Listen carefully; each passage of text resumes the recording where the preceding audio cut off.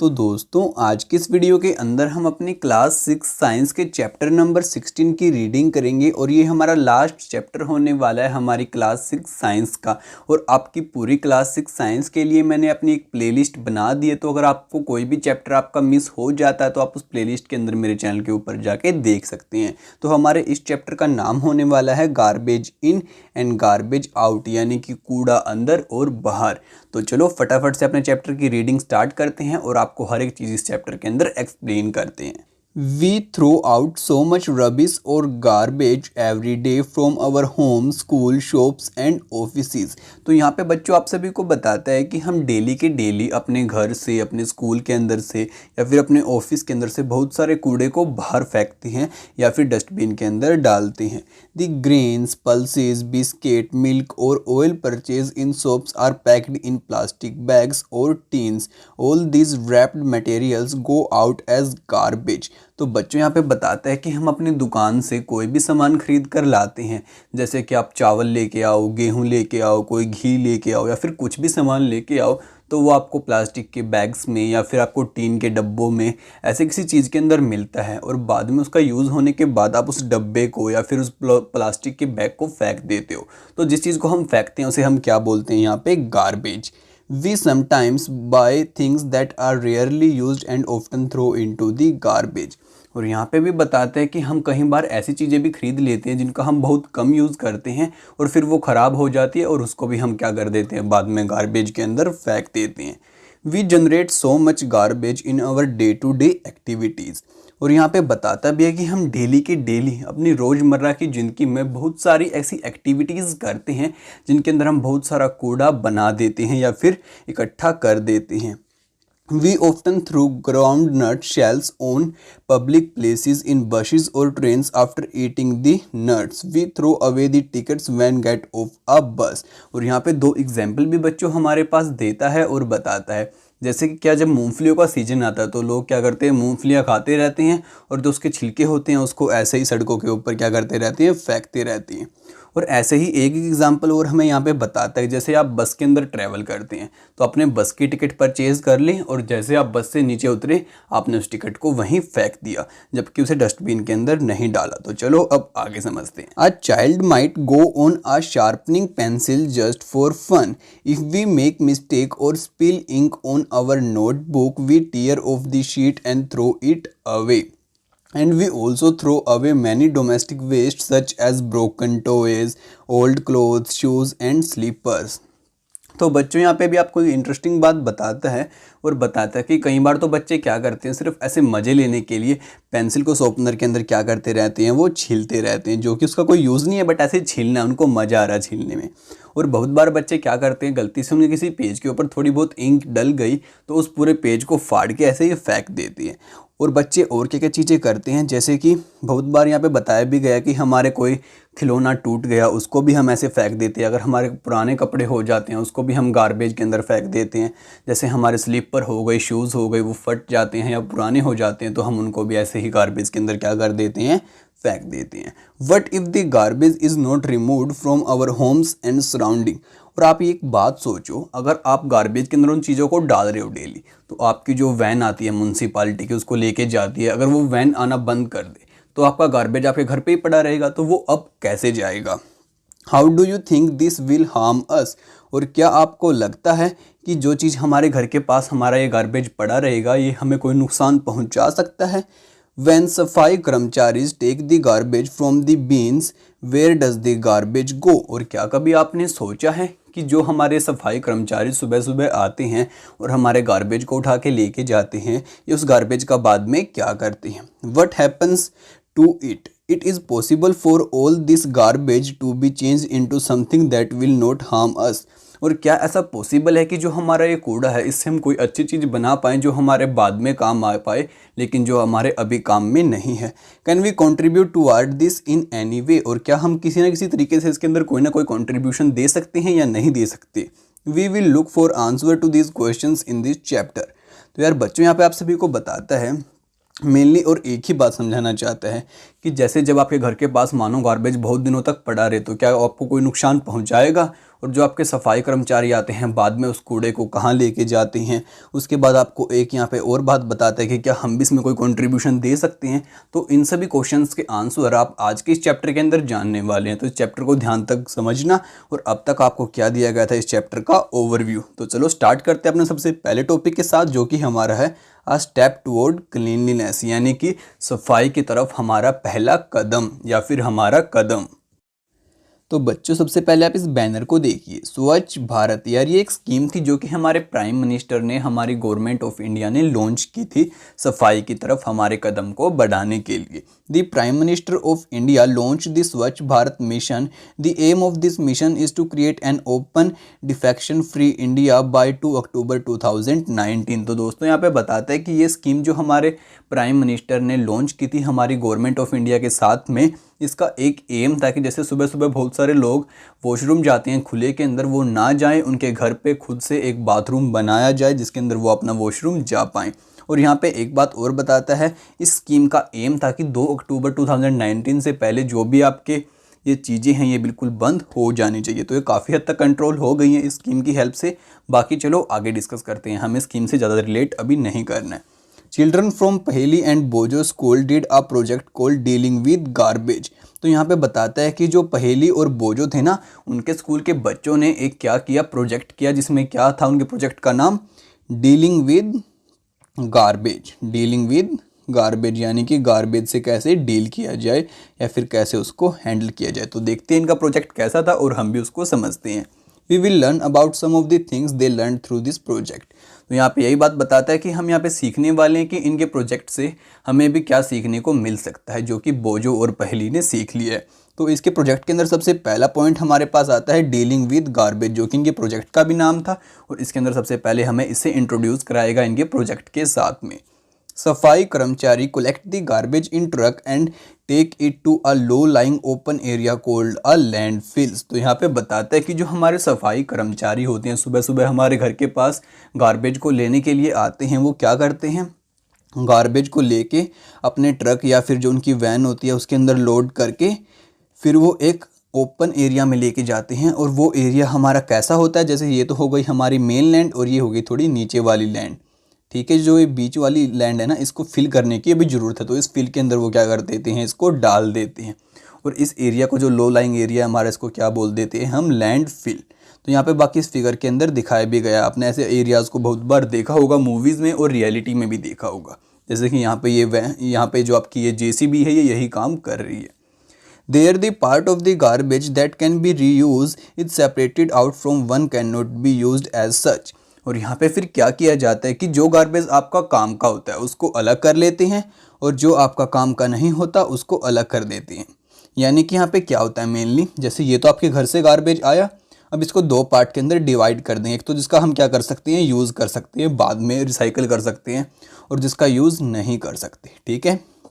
Thus the garbage has both useful and non useful components. इसलिए हम कह सकते हैं कि जो भी हमारा कूड़ा होता है उसके दो कंपोनेंट होते हैं, एक तो यूज़फुल और दूसरा non useful. The non useful component is separated out, it is then separate over the landfills then covered with a layer of soil. तो यहाँ पे बताता है कि जो हमारा नॉन यूज़फुल होता है ना, उसको हम क्या करते हैं कि जैसे मैंने आपको बताया था कि जो हमारी ये लैंडफिल है इसके अंदर डाल दिया और फिर बाद में इसको क्या कर दिया, मिट्टी से ढक दिया। Once the landfill is completely full, it is usually converted into a park or a playground। और फिर दोस्तों क्या करते हैं कि जैसे ये हमारी क्या थी, लैंडफिल थी, इसको हमने क्या कर दिया, अब अपने इसके साथ गार्बेज के साथ में भर दिया, इसके ऊपर मिट्टी की लेयर बना दी। और फिर क्या करेंगे, इसके जब ये पूरी की पूरी हमारी भर जाएगी लैंडफिल, फिर इसके ऊपर पार्क या फिर क्या बना देंगे, प्लेग्राउंड, जहाँ पे बच्चे खेल पाएँ। फॉर द नेक्स्ट 20 years और so no building is constructed on it.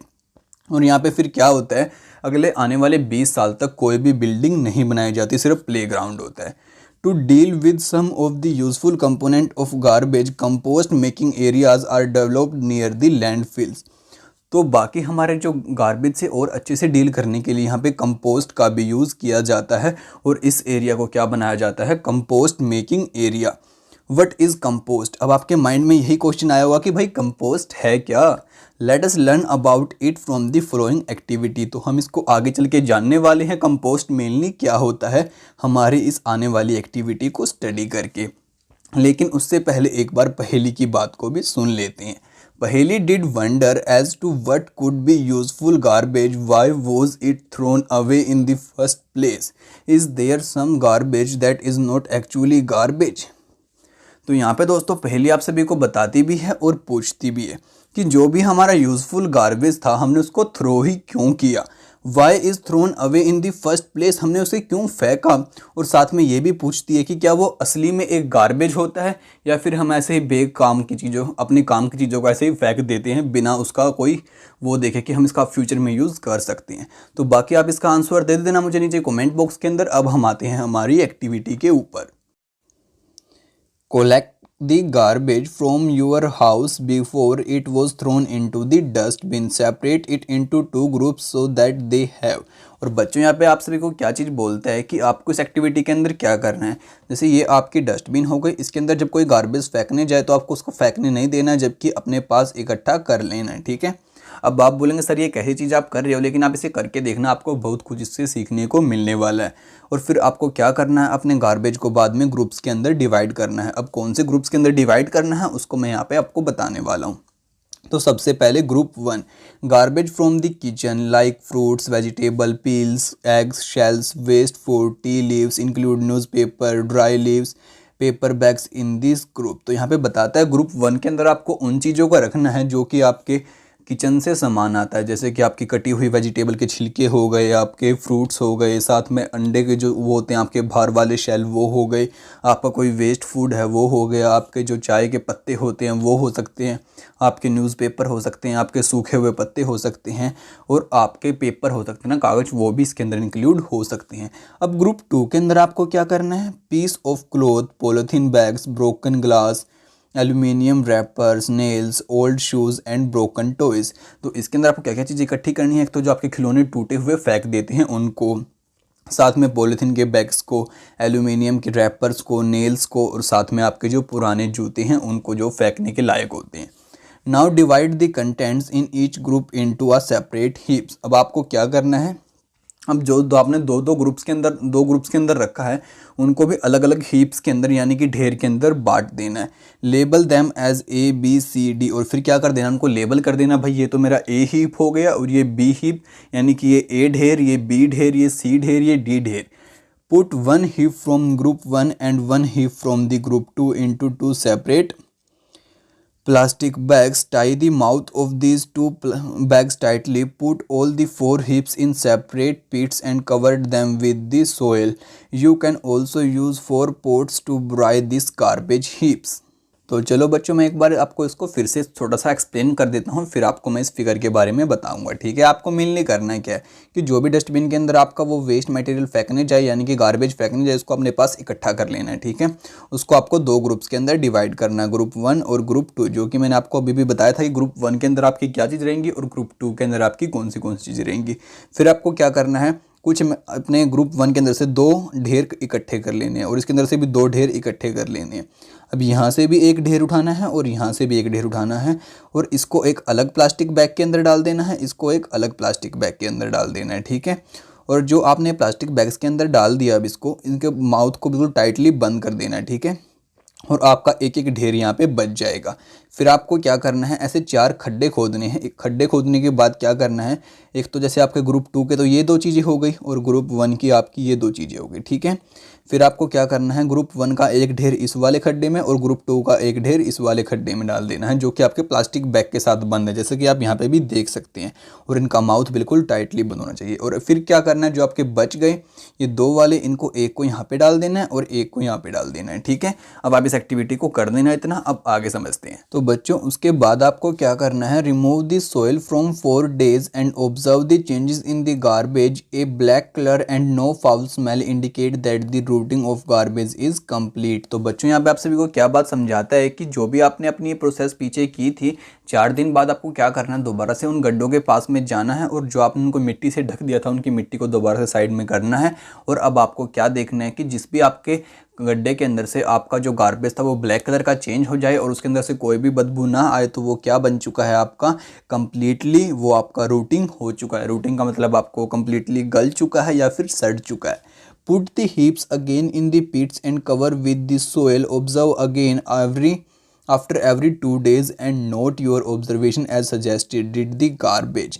तो बच्चों अब आप सभी को क्या बताता है कि अब फिर आपको क्या करना है। ये सारी चीज़ें देखने के बाद आपको ये पता चल जाएगा कि कौन से तो आपके गड्ढे के अंदर जो आपका गार्बेज था वो कम्प्लीटली क्या हो चुका है, आपका रूटिंग हो चुका है, और कौन से के अंदर नहीं हो पाया है और कौन से के अंदर आधा अधूरा हो पाया है।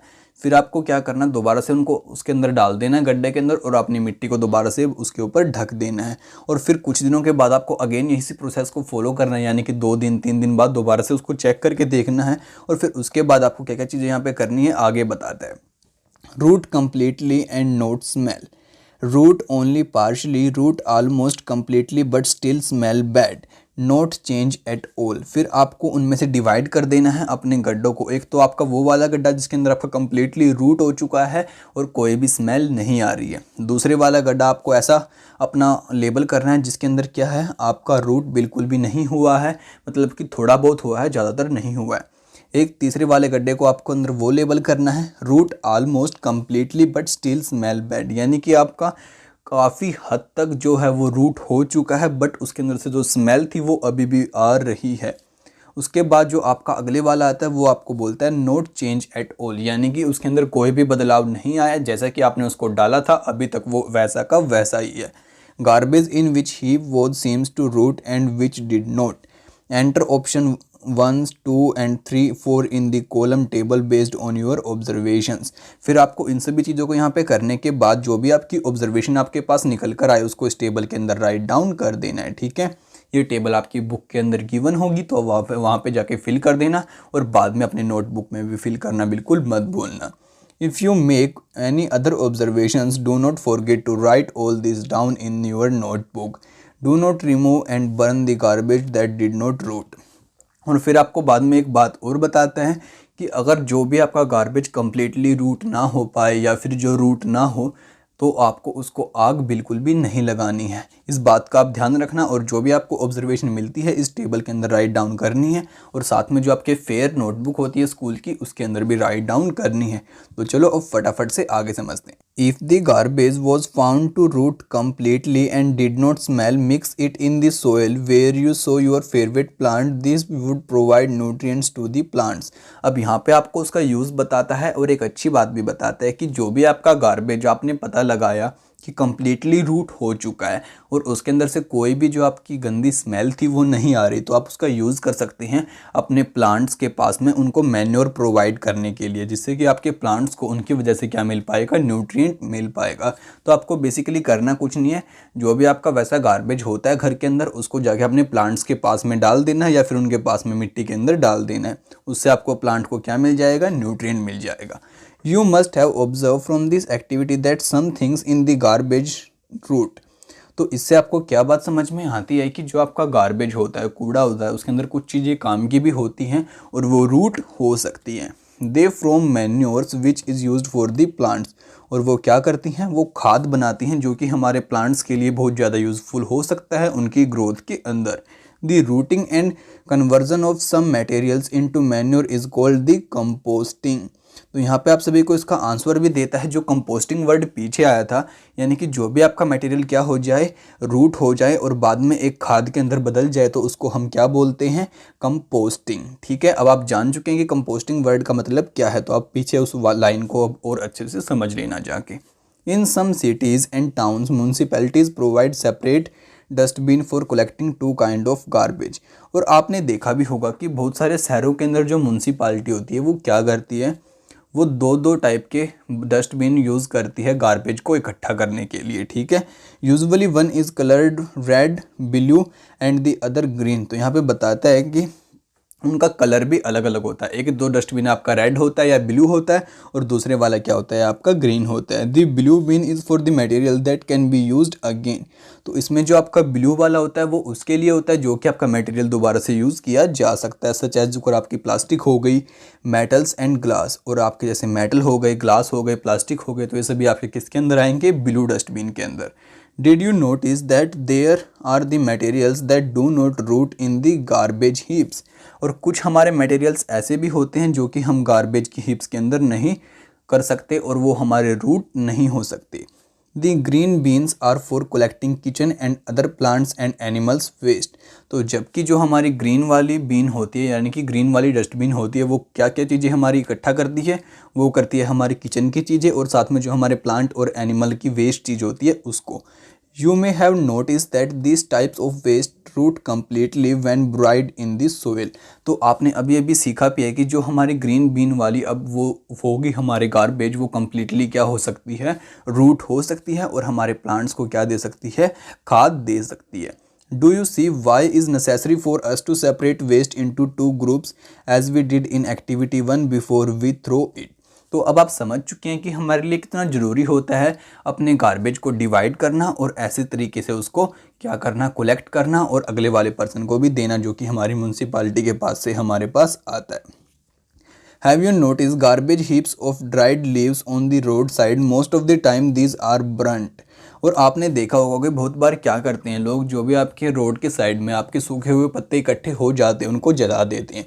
तो ऐसा करना अच्छी बात तो नहीं होती। Most of the time these are burnt, क्योंकि आपने भी पता है कि वो जला देती हैं। Farmers too often burns the husk dried leaves and part of crops plants in their fields after harvesting.